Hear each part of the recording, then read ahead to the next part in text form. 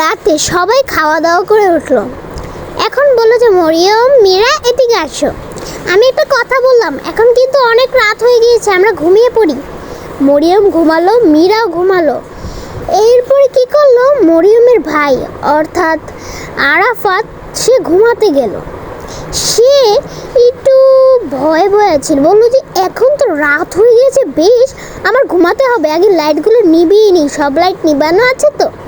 হ্যাঁ আছে, যাই ঘুমিয়ে পড়ি। সে হাম দিয়ে ঘুমাতে গেল। অনেকক্ষণ হয়ে গেল, সে একেবারে ঘুমিয়ে আছে। রাত 3টা বাজে। তখন হঠাৎ মোবাইল থেকে একটা মেসেজ আসা শুরু করলো। সে থাপ্পাস করে উঠলো, বললো যে কি রে, মোবাইল থেকে মেসেজ আসলো কিভাবে? সে মোবাইলটা নিতেই যাবে, এখন আছে না, মোবাইলটা বন্ধ হলো, আবার চালু হলো। এবার ও মেসেজটা নিয়ে দেখলো, মেসেজটায় লেখা আছে যে তুমি একটু নিচে যাও।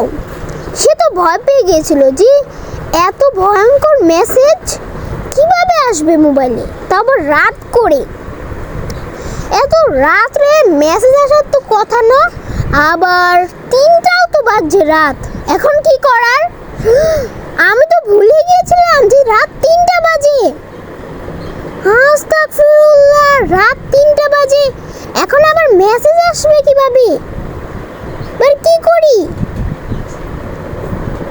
ও কিছুটা ভীত হলো, ভাবছিল এত রাত্রে মেসেজ আসবে কিভাবে, এটা কিভাবে সম্ভব? ও আবারও দেখলো যে এবার আমি খাটের তলে।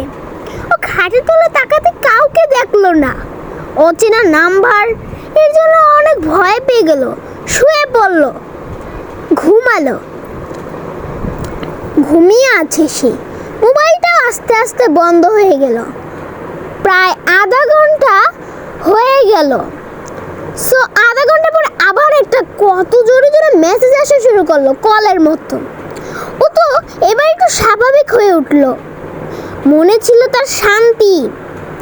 এবার সে যেই মোবাইলটা চেক করতে যাবে, হঠাৎ ও ভয়ে ঘাবড়িয়ে গেল। সে আবার শুয়ে পড়লো। ও নিচে নেমে যেই ওর মোবাইলটা নিল, ওর হাতের থেকে পড়ে গেল। ও কি ভয় পেল, বললো যে এত রাত, 3:30 বাজছে, এর মধ্যে আবার মেসেজ, আমি তোমার